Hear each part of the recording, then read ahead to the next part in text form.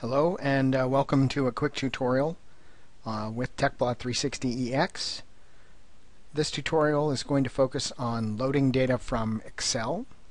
That data will then be plotted in TechPlot 360EX, and we will be illustrating our new Fourier transform capabilities.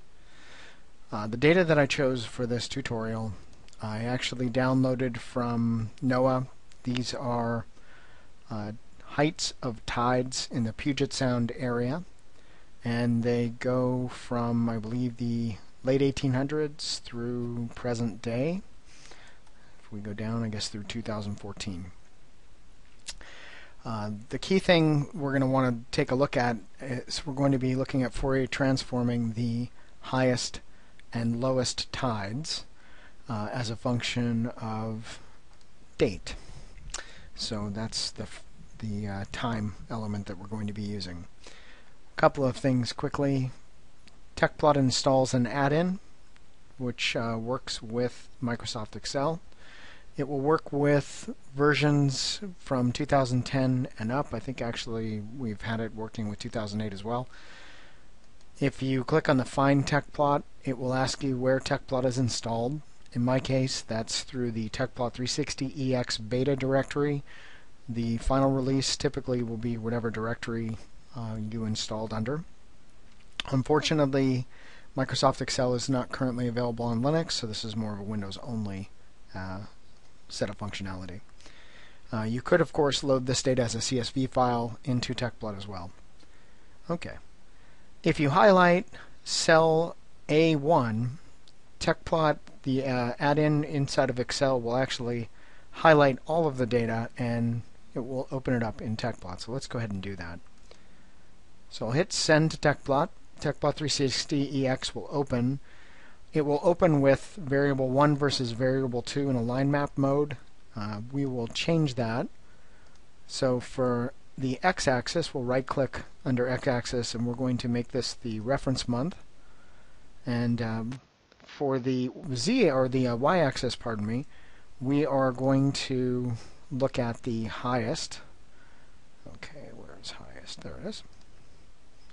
And so now that reference zone, if we move this out of the way a little bit, if I hit Control F, which will fit the data, you can see that is the highest tide as a function of the reference month over the last couple hundred years.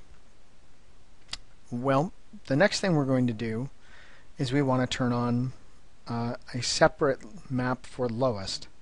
So I'm going to copy this map, and so down at the bottom you'll see we have highest versus reference month, and we're just going to go ahead and change this from highest to lowest, and we'll activate that map. I can close this dialog. If I hit Control F again, you'll see that we have the highest and lowest tides as a function of reference month. Alright, a couple things to point out in TechPlot 360EX. If I select the frame, I can right-click and copy. And this is going to be the raw data. This is a page, so I'll call the page raw data. I'm going to add an additional page, and here I'm going to put in FFT high and low, and the highest and lowest. Alright. Once I'm in this environment, I can either go to Edit and Paste, or I can just hit Control V. I prefer the mouse or the keyboard shortcut. It really doesn't matter too much. So there's two ways to create a Fourier transform. Let me show you the first. We're going to go into Data, Fourier transform, and you can see we have the independent variable at year. We're going to set that to reference month, and we're going to look at the highest and the lowest simultaneously. Oops. There's highest and lowest. Okay, so there's a couple options here. Once we have highest and lowest selected, we just can hit transform. There are a number of options, including the window option, or window function, pardon me, as well as you can include conjugates. If we have source blanking, we can take advantage of that as well. In terms of where we put the frame, we can put it tile with existing frames, which is what I'm going to select, or you can put it up in the corner of the source frame. And if we hit transform, you'll see that it's created the Fourier transform. And let me quickly just show you a couple of options on this.